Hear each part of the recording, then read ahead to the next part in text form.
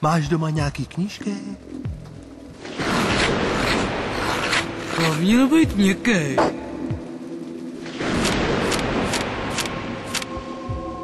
Sorry, ale na tobě je vidět, že žádný prachy nemáš. Bohoušku. Bohoušku. Bohoušku. Bohušku. Bohoušku. Bohušku. Je můžeš věřit, jsem zoufalec jako ty.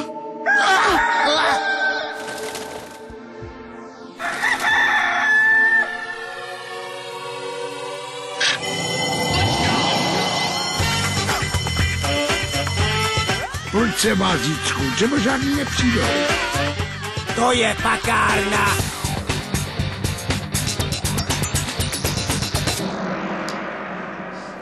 Vážení studenti, dovolte mi, abych vám představil světoznámého fyzika Stephen Hawkins a jeho kolegyni a zároveň pečovatelku Terezu Maximovou. Panu Hawkinsovi se v prase moc líbí. Asi všichni víte, že pan Hawkins může mluvit pouze prostřednictvím svého počítače. Bohužel mu hned cestou z ruzinského letiště taxikář ukradl baterii, která pohání jeho počítač. Takže mluvit budu já, alespoň tedy do chvíle, než se nabije náhradní baterie. Pan Hawkins je toho názoru, že se celý vesmír neustále rozpíná. Je jako nafouklý balón. Asi něco jako meloun, jo? Ano, jako takový meloun, který je každým dnem větší. Každým dnem, jo? Ano. To bych chtěl vidět na vlastní oči. Můžu vám to ukázat na observatoři. V tom případě tam chci jít taky. Já taky.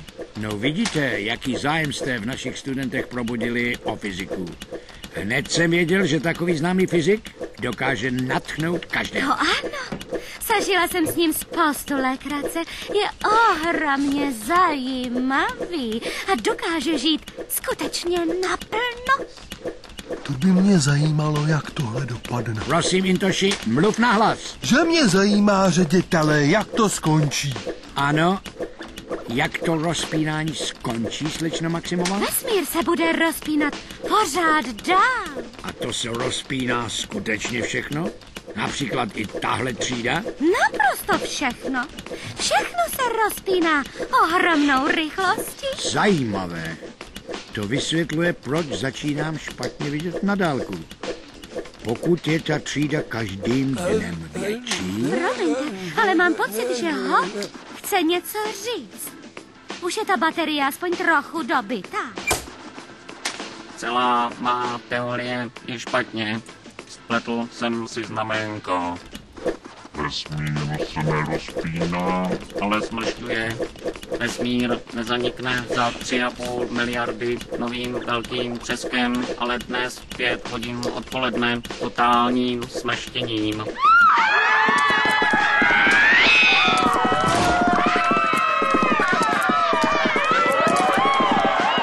Co je? Co se stalo? Právě spočítali, že dnes je konec světa, kucí. To je pakárna.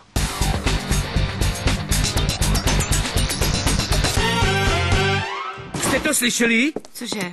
Zase tě vyhodili z práce? Nesmysl, v práci si mě ceněj. Chlapi v hospodě ale říkají, že do Prahy přijel nějaký známý fyzik a když to tady viděl, tak vypočítal, že se blíží konec světa. A neblížila se spíš v hospodě zavíračka? Ale snad vím, co říkám, ne? Co je? Co se děje? Co to je? Křičíš, jako kdyby se blížil konec světa. Ty jsi to taky slyšel? Cože?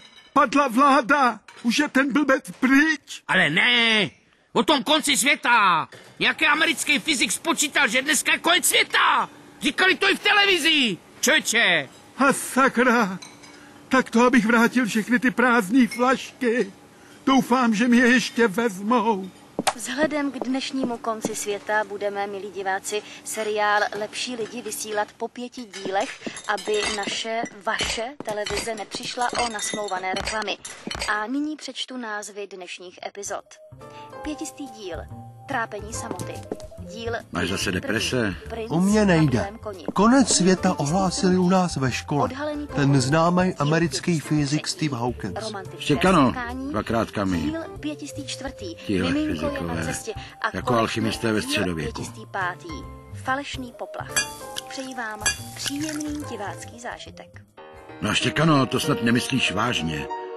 Jsme snad v intelektuální vinárně, nebo mě moje paranoja předůstá přes hlavu. Můžeš tu televizi okamžitě vypnout? Moc se omlouvám, pane Intoš, ale mají být mimořádné zprávy, prý bude konec světa. To snad ale není důvod, abychom se zde dívali na imbecilní seriál.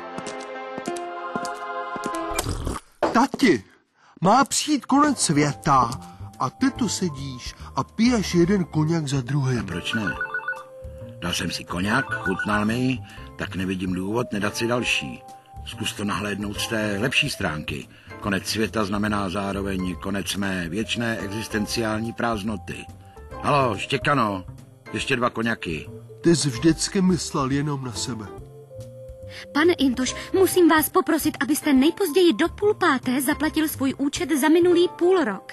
Pan majitel volal, že to máme před koncem světa všem spočítat. Tak to asi bude pravda, Bohušku. Nevzali si ty prázdný flašky, ani když jsem jim dával za půlku ceny. Cože? Prej dělají inventuru. Co jsi říkal, dědo? Cože? Co jsi říkal, dědo? Bude konec světa. Já vím. Říkali to i ve škole. Co budeme, dědo, dělat? Co budeme dělat? Bohušku, pojď mi telefonní seznam. Co chceš, dědo, hledat teďko? Objednám si tu eutanázii. Cože? No říká se tomu tak, ne? Celý život o mě rozhodovali druhý, tak aspoň o svý smrti si rozhodnu sám. Haló, doktor Smrt, vy nabízíte tu eutanázii? Ano, mám už všeho dost. Konečná 8, to je moje adresa.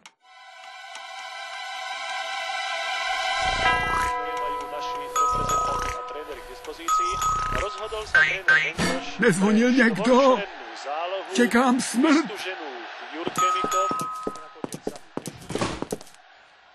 Tak už jsem tady. Doktor Bazna jméno mé. Nyní profesor na katedře eutanázie. Injekci mám v tomto kufříku a nemusíte se bát, bude působit okamžitě. Kde pak máme pacienta? To bude nějaký omyl. Kde pak omyl? Před chvíli jsem obdržel objednávku, adresa souhlasí. Podle hlasu ten pán už vypadal velmi špatně, je nejvyšší čas, má velké bolesti. Nemá žádný bolesti. Jděte pryč, jděte. Je mi to jasné, asi se obáváte finančního vyrovnání. Není to nic ve srovnání s majestátem smrti. Za svůj zákrok požaduji pouhých 200 000. Cože? No co je to ve srovnání s majestátem smrti? Běžte pryč. Já nechápu vaši malichernost. Vždyť stejně peníze už brzy nebudou mít žádnou hodnotu. Říkám, abyste šli pryč, ne? Jste horší než jeho listi. No moment, já ve srovnání s nimi nabízím něco skutečného. Poslyšte, doktore, teď mě napadlo. Víte, že vím o někom, kdo by tu injekci asi potřeboval? No výborně, jsem s ním. Kdo to je? No přece vy.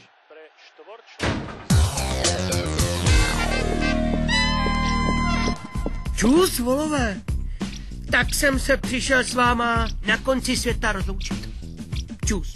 Je to bohužel potvrzený. Můj otec koupil od Rusů přes pana Ivanova raketoplán Buran a za chvíli odlítáme. Jasně. A kam chcete letět, když se podle toho fyzika Hawkinse smršťuje celý vesmír? Otec koupil i toho fyzika a doufá, že proletíme černou dírou do jiného vesmíru, do lepšího než je tenhle. A nás tady necháš? Tak to je trochu problém. Počet míst je omezený. Jsou tam sedadla jen pro otce, pilota, fyzika, Terezu Maximovou, kuchařku, Pamelu a 20 sekretářek, se kterýma chce otec založit novou civilizaci synáčků. Ani já nemám místo jistý. Mám teď jít domů a otec mi na místě sdělí, jestli se rozhodnul mezi mnou a 21. sekretářkou, kterou právě testuje. Sorry, kluci, fakt? Tak čau. No to je konec.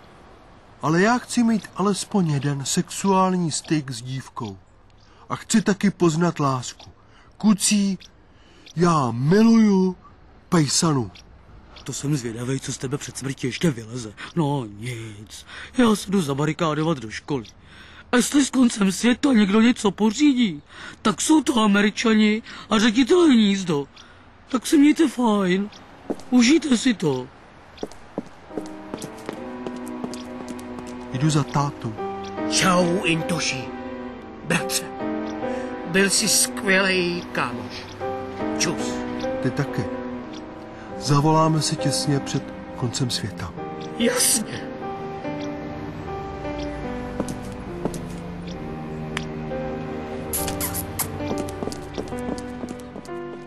Nebuď smutnej, chlapče. Bude to smrt jako každá jiná. Sartre umřel, Kafka umřel, co bychom se báli. Pane Intoš, víte, že vy jste vlastně ohromně zajímavý člověk? Vím, celý život jsem s tím měl jenom problémy. Ale něco tu pro tebe mám. Z temnoty, skrz temnotu, do temnoty. Můj nejlepší esej. Možná to teď lidi začne teprve zajímat. Ahoj, dcerko, pojď si sednout k nám. Pejsalo, jsi to opravdu ty? Čau, Intoši, co tu děláš? Já ti musím něco říct, co jsem někdy nedokázal. Já tě miluju. Mně jsi byl vždycky taky sympatický, akorát jsem nevěděla, o čem s tebou mluvit. Já tě fakt strašně miluju. To jsem se dočkal. Můj syn má vztah jak z imbecilního seriálu Fojtajbl. Tyto vzorce nezvratně dokazují, že konec světa nastane přesně v 5 hodin místního času, to je přesně za 2 minuty 10 vteřin. Ten konec světa je strašný, konec světa ani v televizi nic nedává. Já bych čekal přímý přenos aspoň. Ale život je fakt nesnesitelný. Fakt. Že jo, bohoušku.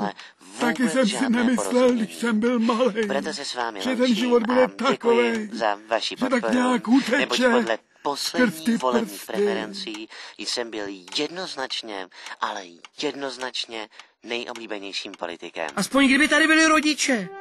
Ale to už asi nestihnou. Ani ten Intoš nevolá, dědo, to je strašný. Proč ten konec světa nemůže ještě trochu počkat? Asi už není na co, bohoušku.